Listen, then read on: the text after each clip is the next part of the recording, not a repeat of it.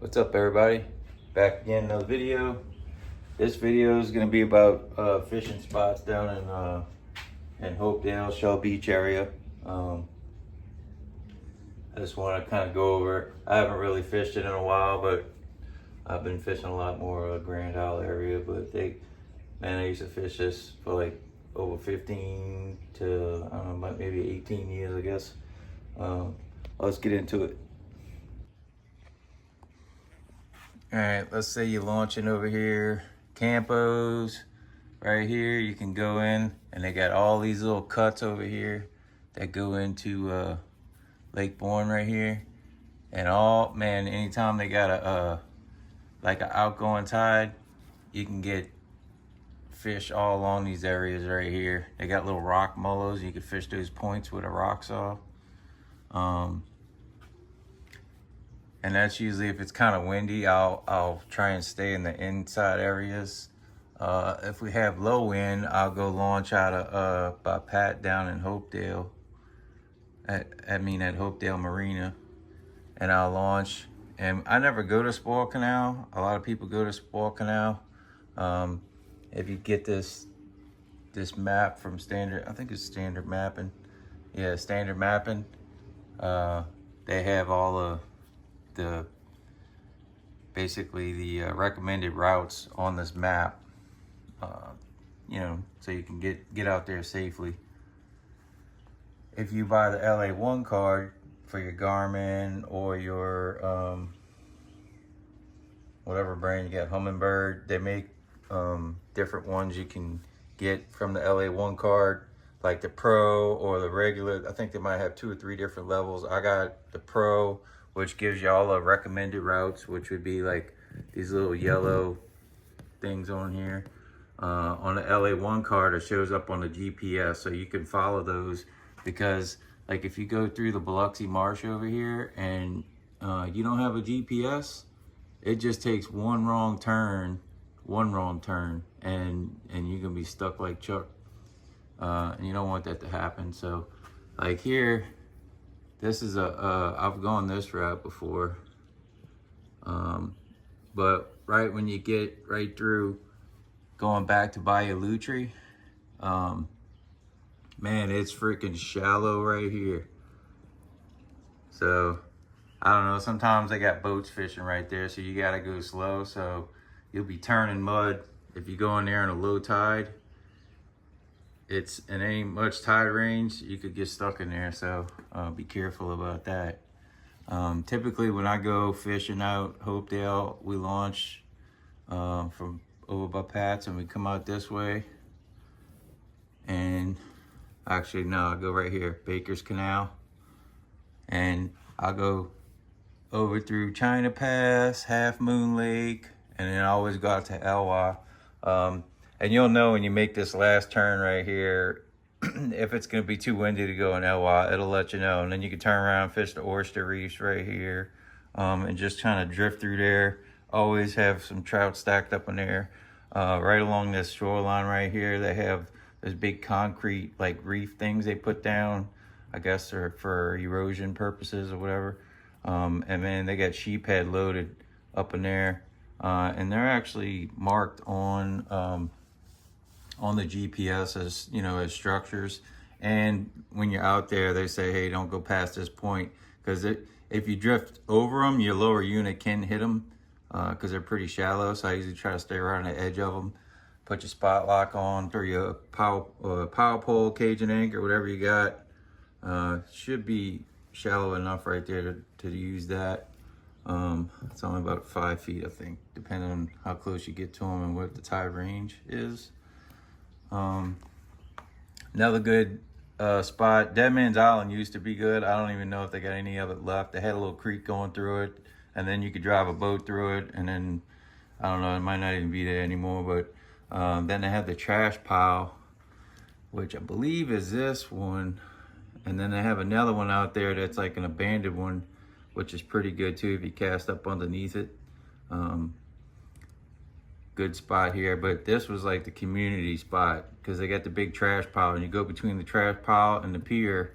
There's like a little 90, and the trash pile will be over here, and you pull in, And right there in that little 90, you cast in that corner and with a live shrimp, and you're good. Just try and stay in the middle between the trash pile and the piling, because they do have a couple of pilings under the water next to that looks like a pier with a light on it. So just, you know, be careful. I've gone in there in low tide, so I know like where the structures are and what to stay away. But if you stay in the middle and don't go in there too deep and just cast in there, you'll be fine. They do have some crew boats running in and out of there sometimes. So you got to be careful. And then if it gets bad, you can bounce right here and go into this little cut right here. And they got a camp in here. I'm pretty sure the camp is like, I mean, it's right in there. And one time it got wild out there and we had to run for cover. And that was the only place, you know, to go. And we just went up on the porch, you know, just to stay safe, and then left, you know, left everything. Like we didn't touch any of their property or anything, but it was a good place. Bad storm to ride out, because I've been in Elwha under one of these rigs in a bad storm and it was pretty sketchy. So, you know, just be aware of that. Sometimes we go like from I think it's about 10-15 miles from the trash pile to the short rocks. So I used to make the run here. We check, because sometimes if the water is moving good, man, you can catch reds, big reds, sharks, plenty of trout, plenty of sheep's head. You cast along the rocks. They always got boats right there, so just roll up, you know, kind of slow. Don't give everybody space. You know, there's plenty of spots to fish. But and let's see, we go back in this way. So if you go hit like Bayou Tree and you go up in here this way, Blind Lagoon's pretty good. Another spot, like they got some holes on this point right here that you can fish. They got some fish in them sometimes. If you get in and you fish this point and you go to fish across from there, it's really shallow in here. So don't think you're gonna drive from here to here and fish this end, because you're not. If you do, just, you know, we hit something trying to pass through there one time, kick the unit out the water. So, but it's really shallow. Sometimes you have to pull your way back out of there, but they got some big old reds stacked in there sometimes. What else here we got? So, trying to see here. So if you leave Blind Lagoon, you make a turn, they got a little wellhead right there you can fish. It's kind of like a 18-wheeler container that's sunk. And they got another little wellhead right there. They got a hole that's about 20 feet off from that little dot right there that you can fish. It goes from like 4 feet to 12 feet and then to 15, and it goes back to, and it's like right in the center of that on the on this side, which would be like the northeast side, I mean the southeast side of that little wellhead. And we fished that point and caught some reds too, right there. I mean, they got so many spots. Anywhere you can actually see the water kind of rushing through, like any of these choke down points, it's what I usually look for. So like if you got a big body of water, you know, a bigger area, and then you got a choke down point like this, the water is going to be moving faster in those areas. So if you fish like this point or that point, those are good spots. But just if you haven't been in there before, you know, proceed with caution. Check your maps before you go fishing, before you launch your boat out there. You know, before I go fishing in any new territory, I try and look at the routes. I try to mark them. I even mark them, not on this map, but one of my other maps. I use dry erase and Sharpies on it. And that way I can kind of have a plan of where I'm going. I tell the wife where I'm going to be fishing out of, so she kind of knows in case something ever happens. They know what area to check for us. Because you don't want to spend a night out here. Mosquitoes are going to have you for dinner. What other spots we got here?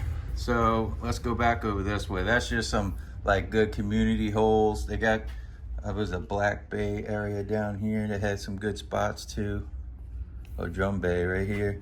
So these are like really, really good spots. I mean, you got to get out here, you know, but Man, when the tide's moving through here, you can catch your limit in no time. Bayou Palo, Drum Bay, all these spots right here. Cat Pass, legit, you know. But if you have a smaller craft and you can't venture out as far, not far from over by Hopedale Marina, man, you can go right in here, Hopedale Lagoon. Just, man, when you come down this canal right here,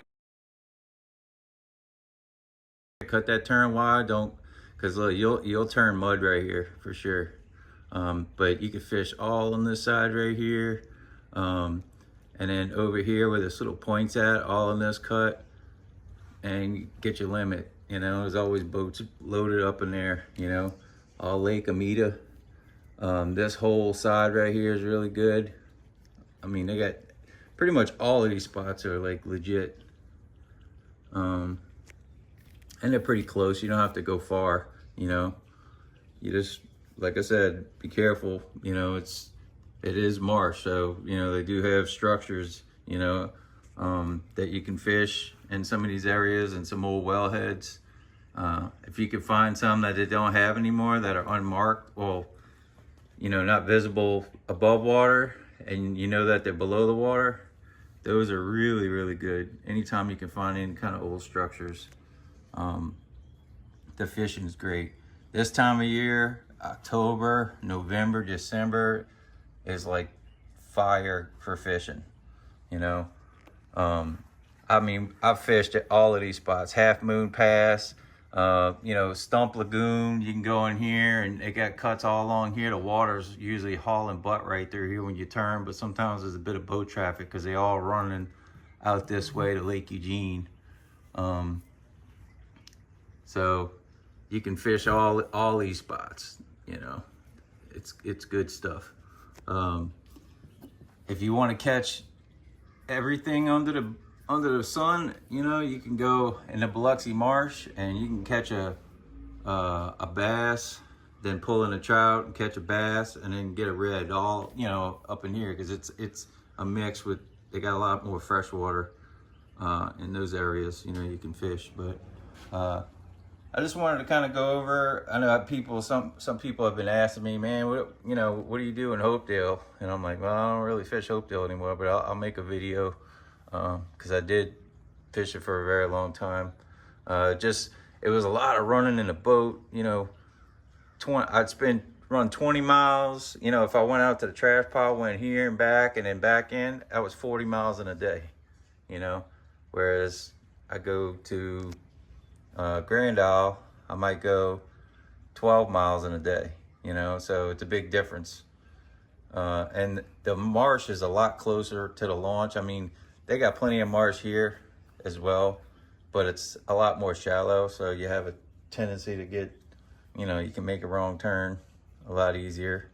Oh yeah, Christmas Camp Lake, that's a good. They had Treasure Bay is a good spot. Comfort Island. But everybody has different sized boats, so stay safe, catch lots of fish, lob bait. If you got it, if not, look, we've been catching limits on plastic.